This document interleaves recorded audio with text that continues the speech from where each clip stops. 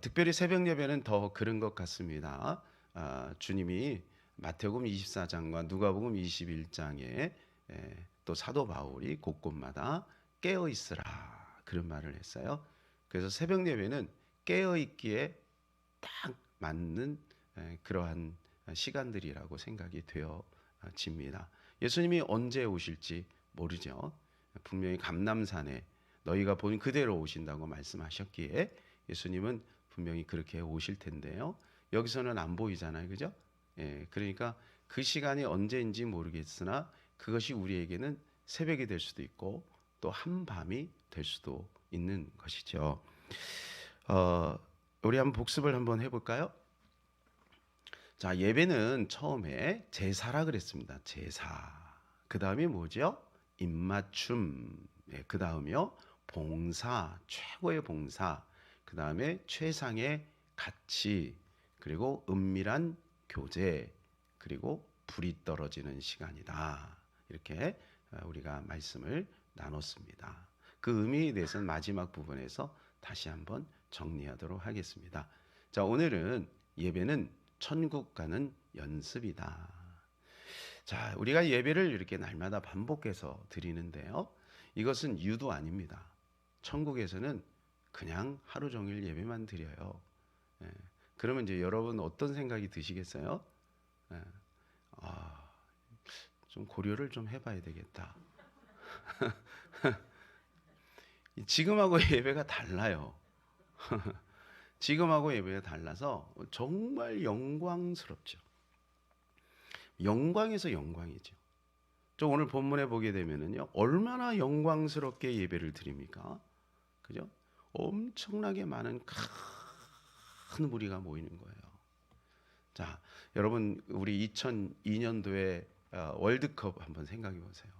그때 막 스타디움에 상암 스타디움에 꽉 사람들이 차가지고 그죠? 막 외치잖아요.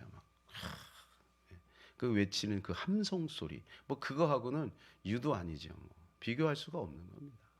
그 어마어마한 무리가 모여서 하나님을 막 이렇게 찬송하는 그런 장면들이 오늘 소개되고 있어요. 그러니까 여기에는 뭐냐면 지금 천상에서의 예배의 모습이 그려지고 있는 것입니다. 네. 자, 모리스 롤링스라고 하는 분이 있어요. 전에 우리가 살펴봤던 레이몬드 몬스라고 레이몬드 무디와 다른 분입니다. 레이몬드 무디도 사람이 죽었다가 깨어나는 것을 발견하고 150권을 발견하고 자기가 휴직서를 내고 전 세계를 다니며 인터뷰를 했죠. 그래서 사후생 라이프 애프터 라이프라고 하는 그런 책을 썼어요. 예. 근데 이분도 이 모리스 롤링스라고 하는 이분도 사람이 이분은 심장 전문의예요. 심장 전문의. 그 사람이 이렇게 죽었는데 죽으려고 할 때 이 사람이 이제 투입이 되는 거죠. 뭐 합니까? 이게 충격기 가지고 심장 충격기 가지고 이제 살리는 거 아니에요. 팍팍 하면서 이렇게 살린단 말이에요. 한 번은 우체부가 왔어요. 우체부. 근데 이 사람이 갑자기 심정지 상태에 들어간 거예요. 그래가지고 이거를 전기 충격주로 막 심장 하는데 막 참아가고 있는데 이 사람이 의사들은 이제 야 이거 가망 없다. 막 이런 얘기가 있는데 이분이 갑자기 소리를 바락 지르면서 계속해 그러는 거예요. 그러고 얼마나 놀랬겠어요. 아니 왜 너무 충격을 받은 거죠. 그래서 이 사람이 계속 하는 말이 뭐냐면 내가 지금 지옥에 있단 말이에요. 내가 지금 지옥에 있단 말이에요. 이러면서 소리를 막 지르는 거예요. 그러면서 이분도 이제 임사 체험을 하신 분들을 이제 조사를 하게 된 거예요. 근데 그 짧은 순간에 지옥으로 떨어진 거지, 이 사람이. 지옥으로 떨어져갖고 고통을 막 당하고 막 두려워서 막 있는데 이제 전기 충격기로 해서 이 사람이 깨어난 거예요. 그래서 이분은 이제 무슨 책을 썼냐면 지옥에 다녀온 사람들, 그 사람들 중심으로 해서 이게 책을 썼어요. 그러니까 이 사람들이 이제 임사 체험을 한 사람들을 이렇게 조사를 해보니까 천국을 경험한 사람들은요 막 얘기를 하더라는 거예요. 근데 지옥에 갔다 온 사람들은 나 얘기 안 한다고. 그런 얘기를 하는 거예요. 왜냐하면 자기가 지옥에 있었으니까. 예를 들어서 천국도 보고 지옥도 본 사람은 얘기하겠죠. 주님이 특별한 경험을 주신 거라. 근데 지옥을 갔다 온 사람들은 아는 거야. 자기가 지옥 갈 사람인데 하나님이 한 번 더 기회를 주셨다는 것을 아는 거죠. 예. 그래가지고 천국에 갔다 온 사람들은요, 어떻게 하냐, 막 희망에 부풀어요. 그리고 깨어나잖아요. 특징이 뭐냐면 막 원망을 하는 거예요. 그렇잖아요. 천국에 보고 나니까 얼마나 좋아요. 그러니까 왜 나를 살렸냐, 그래서 원망을 하는 거죠. 근데 지옥에 갔다 온 사람들은 그때부터 삶이 180도 바뀌는 거예요. 삶이 경건해지고, 그리고 절제하고, 또 교회 다니고 이렇게 된다는 거죠. 이 특징을 이분이 모리스 롤링스가 발견을 한 겁니다. 자, 제가 이 이야기를 드리는 것은 뭐냐면, 우리가 죽음과 동시에 또 다른 세계가 확 펼쳐지는 거죠. 또 다른 세계가 펼쳐지는 거예요. 근데 예수님이 이제 오시고 나서, 그리고 들림 받고 나서 일어나는 일이 오늘 이제 벌어지고 있는 겁니다. 자, 9절을 한번 읽어볼까요? 이 일 후에 내가 보니 각 나라와 족속과 백성과 방언에서 아무도 능히 셀 수 없는 큰 무리가 나와 흰옷을 입고 손에 종려가지를 들고 보좌과 어린 양 앞에 서서, 아무도 능히 셀 수 없는 큰 무리가 모인 거예요. 어마어마한 무리가, 그죠? 각 나라와 족속과 백성과 방언. 여러분, 장관 아니겠어요? 예. 상암에 모인 사람들은 우리 한국 사람들만 모였지만, 그때는 뭐예요? 뭐 황인종, 백인종, 흑인종 할 거 없이 어린아이부터 젊은 사람들까지 모든 사람이 다 모이는 거죠. 그죠? 여러분, 천국에 어린아이로 죽으면 어린아이로 있대요. 그리고 그 아이들은 상급이 없대요. 그러니까 연수를 다 채운 사람들은 한 30대 정도로 이렇게 살고요. 그렇게 다 모여서 막 찬양을 하는 거예요. 하나님 앞에. 뭐라고 찬양을 하냐면 10절입니다. 큰 소리로 외쳐 이르되 구원하심이 보좌에 앉으신 우리 하나님과 어린 양에게 있도다 하니, 큰 소리로 구원하심이 보좌에 앉으신 우리 하나님과 어린 양에게 있도다 이렇게 외치는 거예요. 큰 소리로. 예. 그리고 나서 이제 천사들이 11절에 보니까요, 천사들이 또 천사들대로 또 경배를 하는 거예요. 뭐라고 경배합니까? 12절입니다. 이르되 아멘, 찬송과 영광과 지혜와 감사와 존귀와 권능과 힘이 우리 하나님께 세세토록 있을지어다 아멘 하더라. 이렇게 천사가 계속 찬송하는 거예요. 이사야가 이제 천상을 올라갔더니 스랍들이 찬송을 하죠. 그죠? 하나님을 찬송하는 모습을 이사야는 거기서 본 거죠. 네. 그때 13절에 보니까 장로 중에 하나가 사도 요한에게 물어봅니다. 이 흰옷 입은 자들은 누구냐? 이 흰옷 입은 자들. 그러니까 그들이 다 흰옷을 입은 거예요. 다 흰옷을 입은 거예요. 여러분, 한번 제가 이 본문을 준비하면서 한번 상상을 해봤어요. 얼마나 그 장관이 얼마나 대단할까, 그 생각을 해본 거예요. 다 흰옷을 입은 거예요. 그래서 이들이 어디서 온 것이냐 그랬더니 14절이 이렇게 이야기를 해요. 내가 말하기를 내 주여 당신이 아시나이다 하니 그가 나에게 이르되 이는 큰 환난에서 나오는 자들인데 어린 양의 피에 그 옷을 씻어 희게 하였느니라.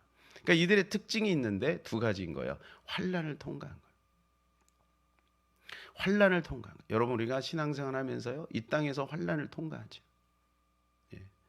그 광야 생활이 환난 아니겠어요? 우리가 신앙생활을 안 할 때 당하지 않아도 되는 고통이 우리 가운데 있단 말이에요. 그래서 그 환난을 우리는 다 통과하게 되어 있는. 그리고 또 마지막 때 또 환난을 통과한 사람이, 들림받지 못한 사람들이 남아서 환난을, 7년 대환난을 통과해요. 이 환난을 통과해야 우리는 천국에 올라가요. 물론 우리가 신앙생활은 모든 게 평안할 수 있어요. 그러나 제대로 하려고 하면요, 핍박이 있고 어려움이 있어요. 고통이 반드시 따르게 되어 있는 거예요. 제대로 신앙생활. 자, 한 가지 예를 들어볼게요. 전도합시다. 그럴 때 전도가 익숙하지 않은 사람은 그 말만 들어도 벌써 부담이 되는 거죠. 직분을 맡았는데 누구는 하는데 자기는 하나도 못해. 그러면 얼마나 그게 심적으로 부담이 되겠어요. 그러니까 억지로라도 전도를 해야 되고, 내가 전도하려면 어떻게 해야 돼요? 직장에서, 사회에서, 또 친구들에게 뭔가 자기가 희생하는 모습을 보여야 되지. 그런 여러 가지 많은 이게 이 억압과 이 부담감과 이런 것들이 있을 수밖에 없어요. 자, 이 말은 무슨 말이냐면 우리가 신앙생활하면서 편리만 추구하면 안 돼요. 어려움은 반드시 따르게 되는 거예요. 그래서 믿음이 필요한 것이고, 그래서 기도가 필요한 거예요. 그래서 우리가 말씀과 기도 속에서 거룩하여지고 또 믿음이 우리가 자라게 되면 우리는 이 환난을 넉넉하게 통과하게 되는 거죠. 또 한 가지 특징은 뭡니까? 어린 양의 피에 그 옷을 씻는 거예요. 어린 양의 피에 그 옷을 씻는다는 말이 무슨 의미일까요? 우리가 예수님을 딱 믿으면 원죄는 해결이 되는 거죠. 원죄. 원죄는 우리가 도저히 불가능하죠. 우리가 해결할 수 없는 거죠. 그러나 자범죄는 예수 믿고 나서도 끝까지 어린 양의 피에 우리의 옷을 빨아야 되는 거예요. 그리고 그 흰 심합, 예복을 우리가 잘 준비해야 되는 것이죠. 그때 그 흰 예복을 입고 주님 앞에 서는 거예요. 그 뒤에도 계속해서 나옵니다. 그것을 빠는 자는 복되도다, 이렇게 말씀을 해주고 있는 것이죠. 사랑하는 여러분, 우리는 이 영광스러운 천상의 예배에 우리는 참여하게 될 겁니다. 그 전에 우리가 지금 이 천상의 예배에 참여하는 연습을 하는 거예요.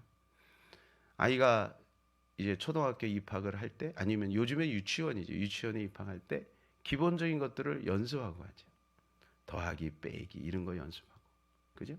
소리 지르는 것도 연습하고, 줄 맞히는 것도 연습하고, 연습하는 거예요. 연습 없이 그냥 가면 어떻게 돼요? 안 되죠. 잘 적응해야 될 거 아니에요. 그냥 천상에서는 계속 예배만 있는데 이 예배가 부담스럽고 그러면 안 되겠죠.